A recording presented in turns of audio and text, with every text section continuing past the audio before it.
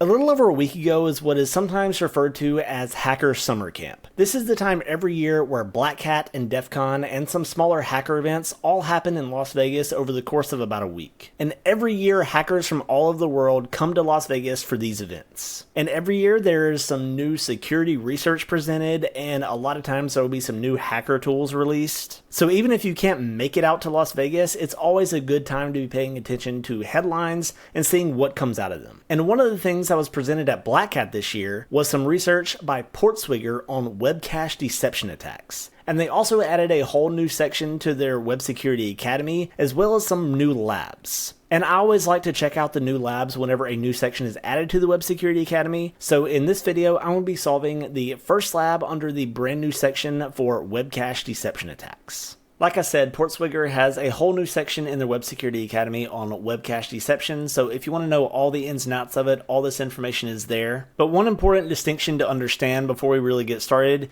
is there's a difference between web cache poisoning, which you may have heard of, and web cache deception. Web cache poisoning manipulates cache keys to inject malicious content into a cached response, which is then served to other users. Whereas web cache deception exploits cache rules to trick the cache into storing sensitive or private content, which the attacker can then access. So the big difference is web cache poisoning, you're trying to inject malicious content into the cache that's then going to go out to other users.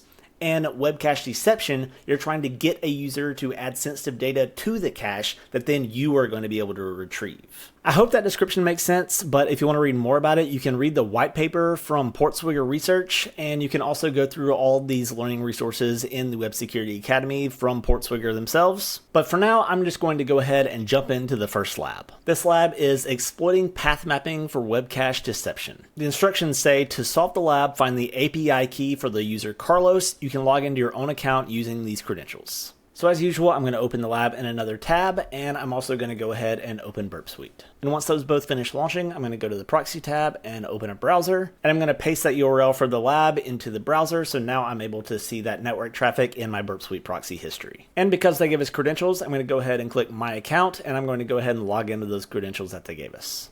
So now that we've logged in, we see that we have this API key under our main account page. And if you remember, our goal from the instructions was to find the API key for user Carlos. So presumably, if we were able to get access to the My Account page for Carlos, we would see his API key. And now since we're dealing with cache and there's sometimes different caching rules for different sorts of content or different file types, I'm actually going to go up to the filter settings and I'm going to go down to CSS and I'm going to check this box so we're actually getting that CSS content in our HTTP history as well.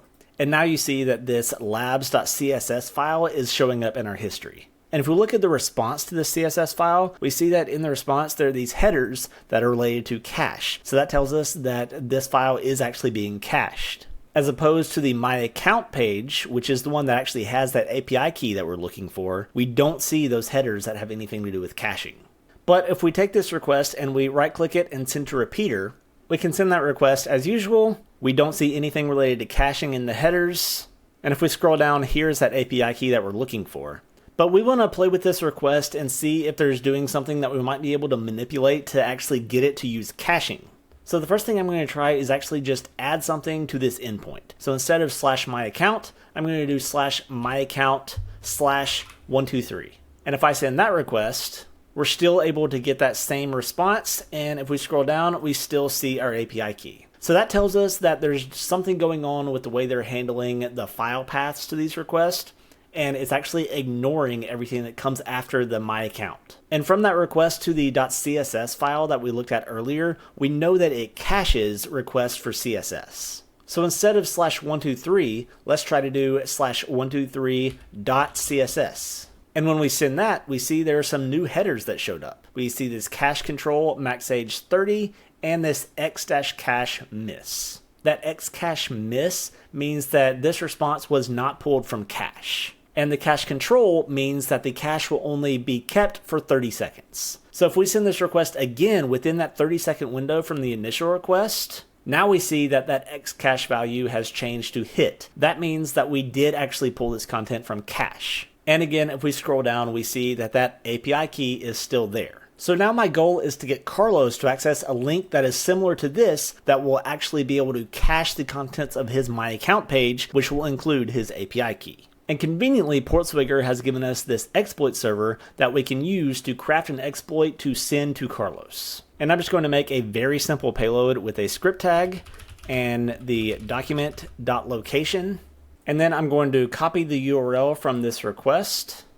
But this time, instead of 123.css, I'm actually going to change it to something else. It really doesn't matter what it is. It just needs to be something else that also ends with that .css. I just don't want it to be the same thing that I was using during my testing, just in case some cache response may be passed to Carlos when he accesses that URL. But now that I have my payload, I'm going to click Deliver Exploit to Victim, and then I'm going to copy that URL that I just sent to my victim, and within that 30-second window after sending it, because there was that max length for the cache of 30 seconds, I'm going to open another tab, and I'm going to paste that URL in there, and now we see that cached response with the username Carlos, and we see Carlos's API key. Now that we have that API key, I'm going to copy it, and I'm going to click the Submit Solution up in the top. I'm going to paste that API key in there, click OK, and congratulations, you solved the lab. And just one more note before I wrap this up, if you are interested in doing more of this web cache deception testing, if you go to Extensions, and then go to BApp Store,